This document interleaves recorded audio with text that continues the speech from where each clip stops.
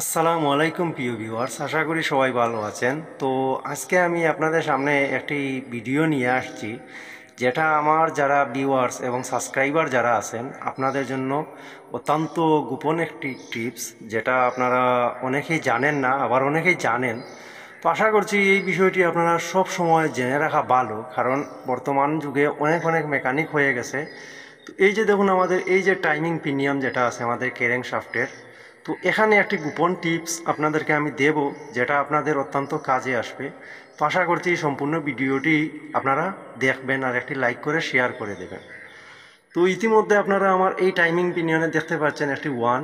তো কিছু কিছু মেকানিক আছে যারা এই টাইমিং সেটিংস করার পরে এখানে একটি বা দুটি বা তিনটি ওয়ান মেরে দেয় স্ক্রুড্রাইভার দিয়ে, টুকা দিয়ে, যাতে অন্য মেকানিক এসে এখানে আপনার কোনো ধরনের যাতে সমস্যায় পড়ে, সে কারণেই এই কাজটি করে রাখে। এখানে একটি বা দুটি বা তিনটি ওয়ান দিয়ে দেয়। তো এখানে যদি তিনটি একসাথে ওয়ান হয়ে যায়, তো অনেকেই কী করেন, এই সমস্যার মধ্যে পড়ে এই টাইমিং নাম্বারটি খুঁজে পান না। তো আমি আজকে আপনাদেরকে শেখাবো যাতে এই নাম্বারটি যদি মিটেও যায়, কোনোখানে যদি ওয়ান নাও দেখা যায়, সেক্ষেত্রে আপনারা এটা কিভাবে বের করবেন। তো এটা বের করে একদমই ইজি। তো আপনারা এই কাজটি করবেন যাতে বের করতে সহজ হয়।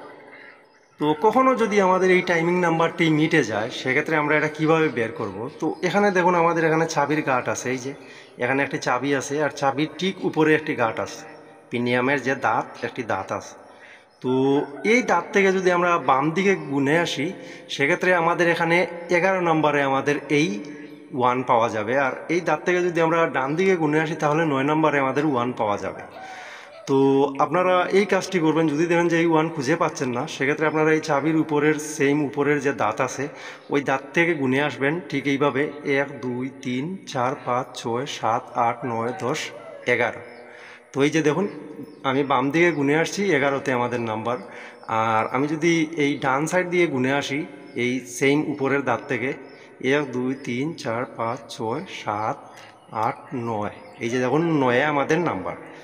তো যে কোনো সময় যদিও এরকম এই টাইমিং নাম্বারটি আপনারা খুঁজে না পান, সেক্ষেত্রে আপনারা এই যে দেখুন, এই চাবির উপরে একদম মাঝ বরাবর উপরের দিকে আপনারা এই দাঁত থেকে গুনে একদম 11 এসে পেয়ে যাবেন, এটা বাম দিকে গুনলে। আর এই দাঁত থেকে যদি আপনারা ডান দিকে গুনে আসেন, তাহলে 9 আপনারা এই নাম্বারটি পেয়ে যাবেন। যদিও কেউ এই নাম্বারটি মুছে ফেলে বা এখানে কয়েকটি ওয়ান মেরে দেয়, এরকম অনেকেই করে যায়। ওই আপনার স্ক্রুড্রাইভার দিয়ে টুকা দিয়ে দিয়ে এখানে দাগগুলো কয়েকটি বানিয়ে দিয়ে যায়, যাতে আপনারা ডিপ্রেশনের মধ্যে পড়েন অনেক অনেক মেকানিক। তো এই দাগটি বের করার সহজ উপায় হচ্ছে ঠিক এইভাবে। তো আশা করছি আপনারা বুঝতে পেরেছেন। যদি ভালো লাগে অবশ্যই একটি লাইক করে নেবেন। আর এরকম যদি আপনারা আরও নতুন নতুন কাজ দেখতে চান, তাহলে আমার চ্যানেলটি সাবস্ক্রাইব করে এবং ফেসবুক পেজটি ফলো করে রাখবেন।